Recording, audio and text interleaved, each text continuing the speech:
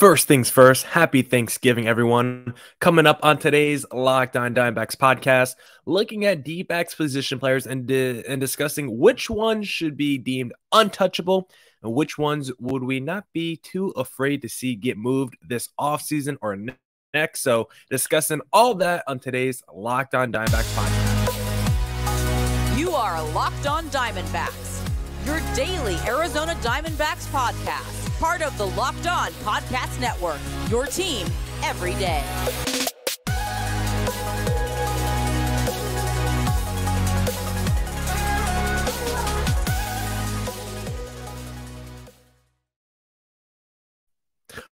Welcome into the Locked On Diamondbacks podcast, part of the Locked On Podcast Network, your team every day. Listening to who? The always charismatic host of this podcast, Millard Thomas. I'm a multimedia journalist and I'm a graphic designer, so please go check out my website, millardthomas24.myportfolio.com. On there you can see all my latest work, from my packages to my articles to my photos and my graphic design. If you want to see more content by me, just follow me on Twitter at CreatorThomas24 for my personal account, or just look up Locked On Diamondbacks about Twitter, Instagram for the podcast handle. Also, go follow us on YouTube, Locked On Diamondbacks on there as well. We are slowly climbing in the subscriber count, so please hit that subscribe button on the Locked On Diamondbacks YouTube. And also, I want to say thank you for making Locked On Diamondbacks your first listen every day. I would not be able to do this podcast without you, my loyal listeners, sharing, subscribing, reviewing, doing all that so I could do this podcast for you. Thank you. It's free and available on all platforms, so please continue to tell your friends. Today's episode is brought to you by BetOnline. BetOnline has you covered this season with more props, odds, and lines than ever before. BetOnline, where the game starts. For my YouTube audience, I am sorry. The video, I'm guessing, is not going to look very high quality. It's going to be a little grainy because if you notice, the scenery behind me, the background, not the normal scenery, not my normal studio. I am back home in New Jersey doing this podcast for y'all. I am here for the Thanksgiving holiday back in Jersey. So when I go back to Arizona next week, we'll have the normal quality, normal standard definition that we have on the YouTube video. So I apologize for our YouTube audience. Maybe I got to hook my mom up with a better Wi-Fi for Christmas, but we'll see once we get around that holiday. But for now, let's just celebrate Thanksgiving and take each holiday one step at a time. So happy Thanksgiving, everyone. But I know I talked about how this was going to be like a free agent Friday, and this is still like along the same vein as a free agent Friday. I want to look at the Dbacks position players and discuss which Dbacks players are untouchable and which ones aren't. Which of the players are really true foundational pieces, and which players would I not be too upset if the Dbacks want to move them this offseason or next. So let's jump right into it, and let's start with a little Carson Kelly action because I think he's a really fun guy to discuss. And for Carson Kelly, I don't think he's untouchable. I would not be surprised if the D-backs moved him in some sort of deal. He's definitely been a disappointment, when you look at his season since 2019, specifically just this past year, 2022. Big disappointment for the D-backs. And from the rumors this offseason, it doesn't seem like the D-backs are too afraid to look for an upgrade this offseason. Now, I don't want to move him for nothing. His value is super low coming off of last season. So even though I don't think he's untouchable, I wouldn't necessarily just move him this offseason just to move him because you're going to be selling him at his lowest value. Excuse me. I just had an empanada, so I think a little bit got caught in my throat. And for Carson Kelly, we have to recalibrate our expectations for him. We can't keep holding on to that 2019 season where he really flashed a lot of potential because we're entering 2023 now? That's 4 years ago. That's a whole college career ago. So we have to start recalibrating our expectations for Carson Kelly. In his career, only 252 career BABIP, batting average of balls at play. So usually when Carson Kelly puts the ball in play, it's not like great things happen. Typically, you look at his hard contact stats since 2019. Those are pretty modest. There's nothing really impressive about them. I think the funny thing is when I look at Carson Kelly's last 4 years, we know this past season, 2022, really not very productive. And 2020, of course, there's COVID shortened season, not productive either. But 2021, if you actually look at his numbers and you kind of prorate it out to the course of a full season, If Carson Kelly didn't get hurt in 2021, he might have finished with the same or better numbers than he had in 2019, which I think is kind of funny. So that 2021 Carson Kelly, I do think like that could be the Carson Kelly we get every single season, like a 245 guy, around a 740, 750 OPS, 15 to 18 home runs, 65 RBIs. Like, I think there's still a world where Carson Kelly is a valuable contributor behind the plate. I think the pitching staff definitely performs better with Carson Kelly. I think Carson Kelly still has some over the fence power. I think he's still a solid offensive talent. But if we ever thought Carson Kelly was going to be like a, baby Buster Posey or the next Yadier Molina, a very good offensive catcher that could be a cog in your lineup, I think we have to recalibrate those expectations. But do I still think he could be above average offensive catcher in Major League Baseball and still be a guy that hits 6th or 7th in your lineup and provides some real pop for you?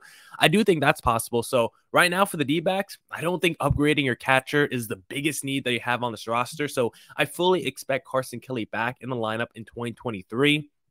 Next guy I want to discuss is Christian Walker, and this guy is also not untouchable.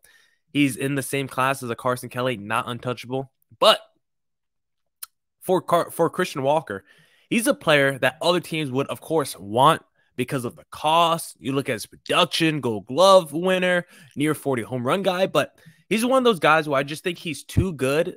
And if the D-backs try to move him, I don't see how the D-backs get back a solid return for Christian Walker. Like, if the D-backs traded Christian Walker, like, that deal is going to be for some 25-year-old reliever who's never made it past single A, and it's going to be for some 15-year-old Cuban who just signed that's 10 years away from making his debut. Like, if you trade a Christian Walker, I can almost guarantee you're not getting back a return that's going to even come close to the value of a Walker. He's not a star, so it's not like the D-backs are going to get back any blue chippers their Christian Walker deal.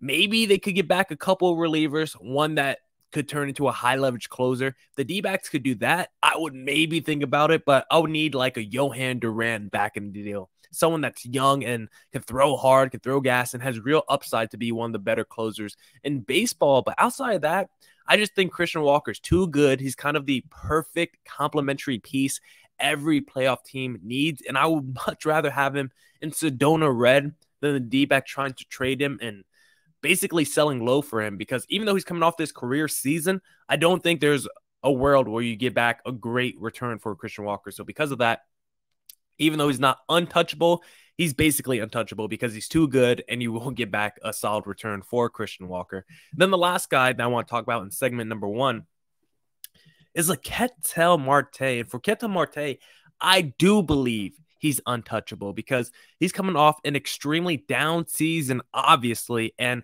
right now, talking about trading someone while their value is low, if you trade Ketel Marte right now, I almost guarantee you it will be a fleece. And considering the all-star trades we've seen recently, the Nolan Arenados, throw us in there, the Paul Goldschmidts, the Mookie Betts of the world, the Teoscar Hernandez's, like so many deals where you trade away the all-star player, the other team gets fleeced. So I can only imagine trading an all-star level player coming off the worst season of his career, the kind of return the D-backs will get, it would probably be close to nothing.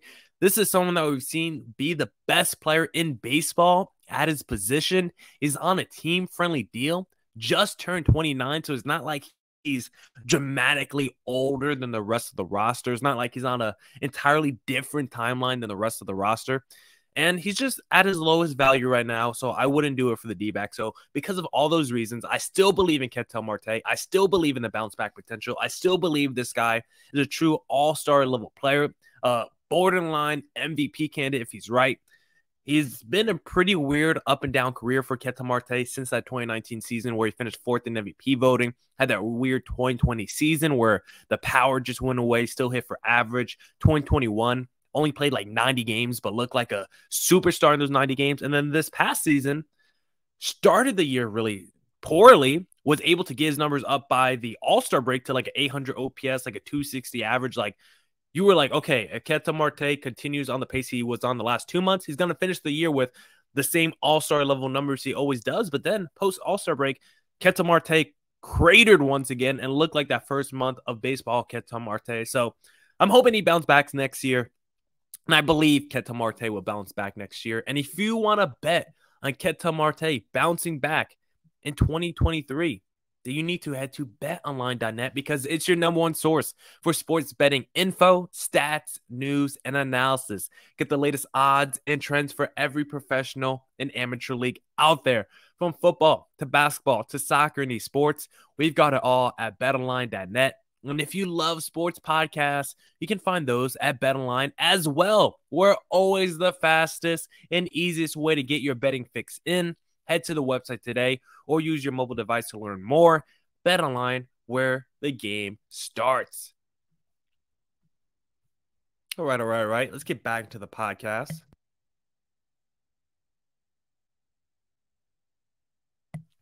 Had to get a quick cough out there. Low-key dying over here. Maybe I shouldn't have eaten that empanada before coming on the podcast. But let's get into a few more players. I mean, this whole podcast is going to be themed around untouchable versus not untouchable. Maybe I should find a better word. Untouchable versus non-untouchable. Trade versus not trade. Should have came up with a more creative title, but let's continue it. Let's talk about Josh Rojas because we just did the player review on a Josh Rojas on Wednesday's podcast. And for Rojas, I believe he's not untouchable. I could see him being moved. This is someone that improves year after year.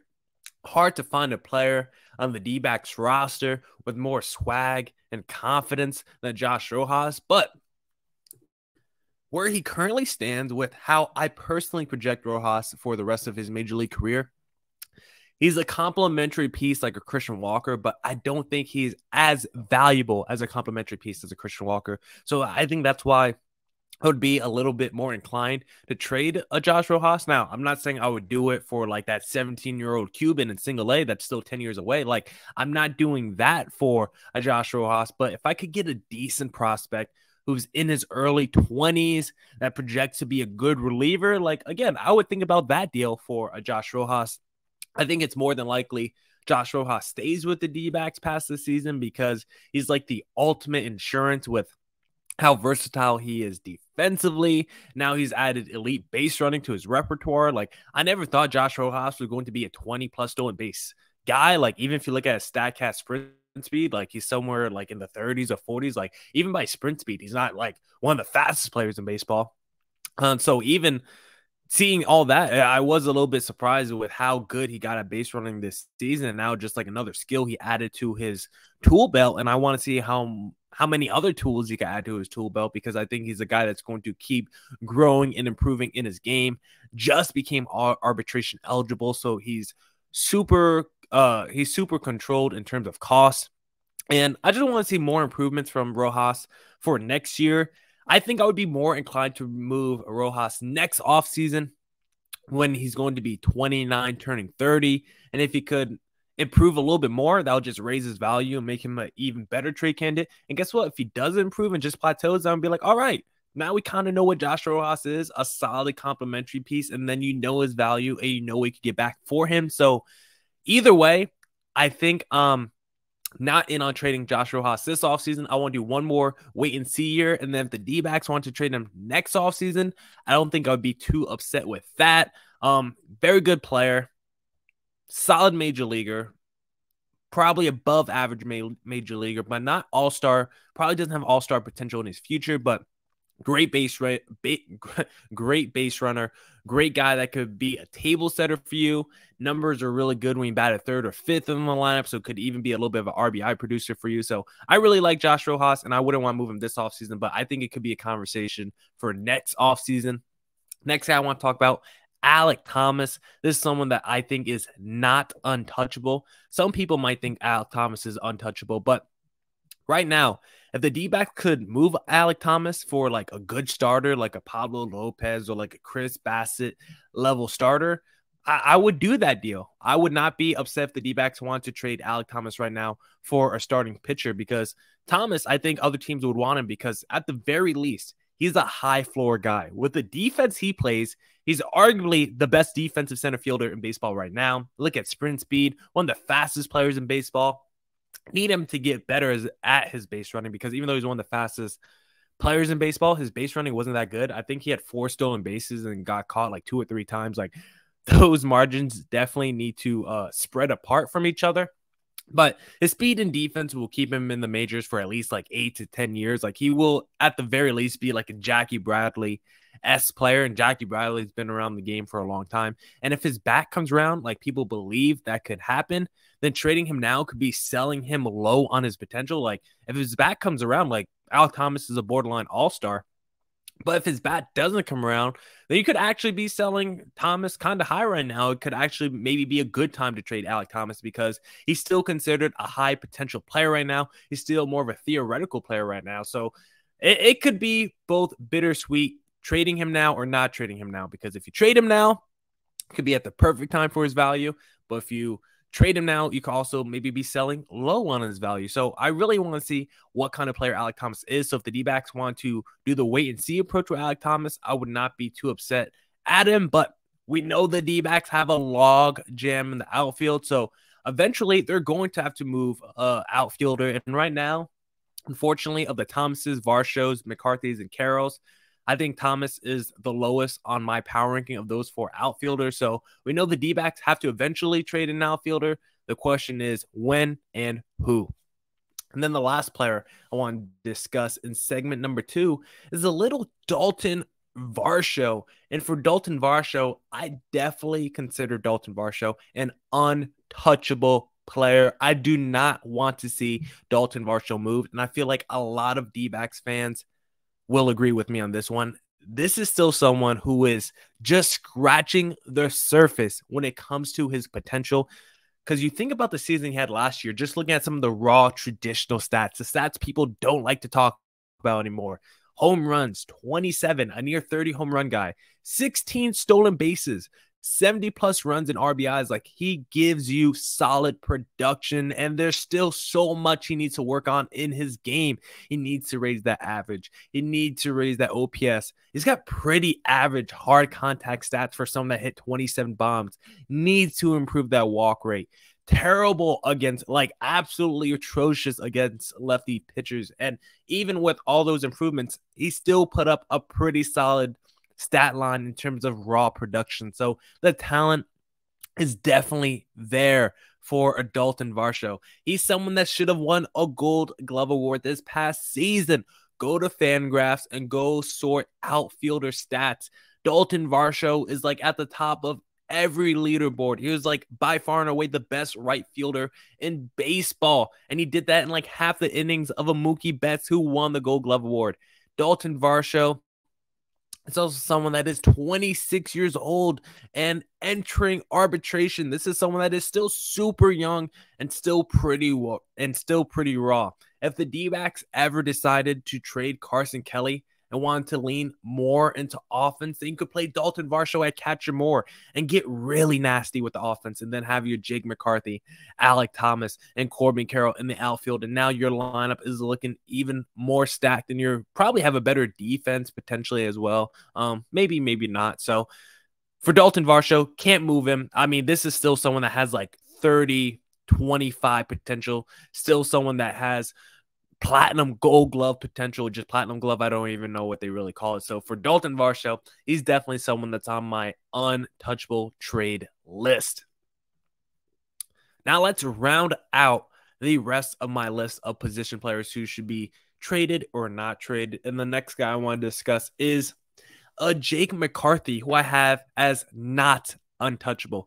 Kind of have the same feelings about McCarthy that I have with Alek Thomas, but I currently like Alek Thomas, but I currently like a Jake McCarthy a little bit more than Alek Thomas. Thomas is 4th in my power rankings. I got Jake McCarthy 3rd because for McCarthy, I just would rather do the wait and see approach with McCarthy than trading him right now, because theoretically you could be trading Jake McCarthy at his highest value right now while you be trading Alek Thomas more than likely at his lowest value. But for Jake McCarthy, I want to know if this 2022 season was real or not, because if he could repeat this production from this past year, that's a borderline all-star player. He has to improve his defense, but offensively, he showed a ton this past season.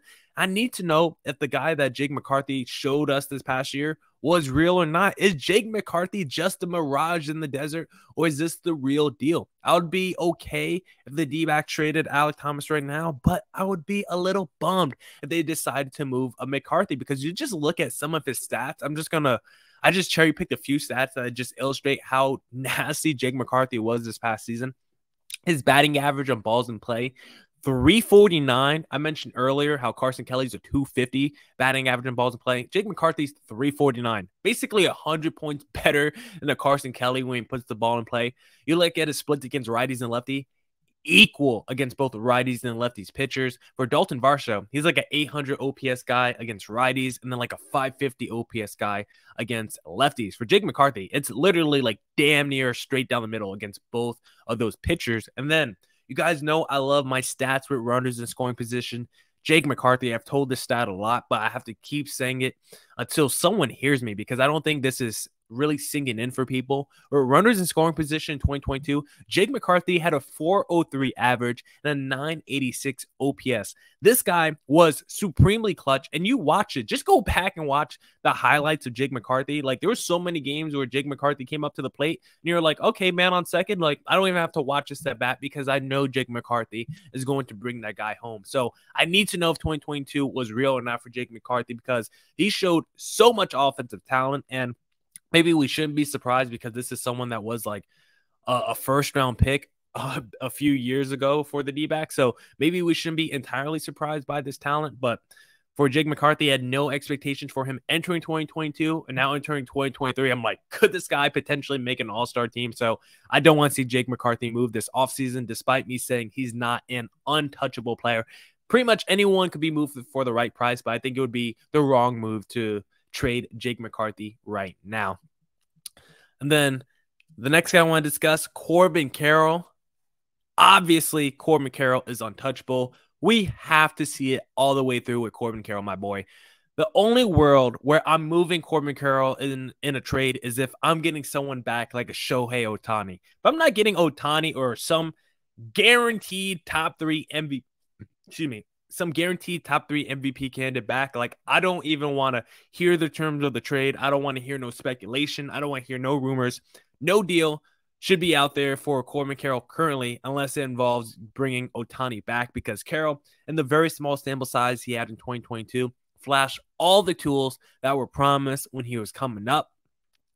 One thing that is on his baseball reference that I don't believe is his listed height. He's listed at 5'10" on baseball reference. Guys, I went to a few Corbin Carroll games this past year for the D-backs.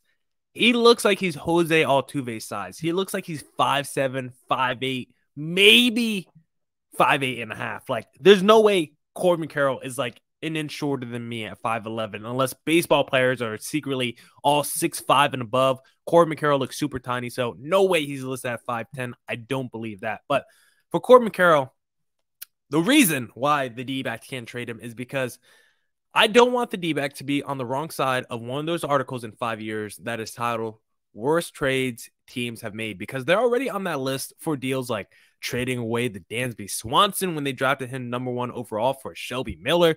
You could even throw the Paul Goldschmidt trade in there. Like, the D-backs have been on the list already for some terrible trades in the last decade or so. And so for Corbin Carroll, trading him now or next season before you even realize what kind of player he is, I just think would be just misguided by this franchise. And it would make me really question the direction and the front office and like the vision that this team has. So for Carroll, who came up through the system and is considered like a Hall of Fame prospect, like, I really want to see if he could hit that potential in ceiling. And I'm down to give him multiple years to prove himself, because I need to know whether Carroll is as good as everyone said or if he's just a quality major leaguer. But I can't trade Corbin Carroll until I get that answer. Now, let's just run through some more quick hitters before we wrap up today's podcast. Geraldo Perdomo, not untouchable. I don't think there's probably a deal out there that would help the D-backs. If the D-backs want to trade Perdomo to some team that just needed some shortstop help, I wouldn't be too upset with that. I think you could find a Perdomo level player in free agency on the trade market pretty easily, so I wouldn't be upset if the D-backs traded him. Emmanuel Rivera, not a big Rivera guy. Got him back in that Luke Weaver trade. I would much rather just see more of Rojas at third base than anything. I don't really think Rivera is going to be like that great of a player. I think by the end of the season, we're going to be like, man, Rivera just taking opportunities away from other guys in the lineup, especially the days where Rivera might DH. You'd be like, man, I just wish it was a Jake McCarthy or a Ketel Marte at DH instead of a Rivera. So Rivera, not untouchable, and I wouldn't be upset if the D-backs traded him. Pavin Smith, friend of the pod. Love you, Pavin. Need to get you back on the pod soon, but unfortunately, you're not untouchable. Rumors that the D-backs might trade him, but his value super low right now. First-round pick and just doesn't have enough tools to really be like an everyday above average major leaguer. Like, he can hit for solid contact, but absolutely no power, doesn't draw enough walks.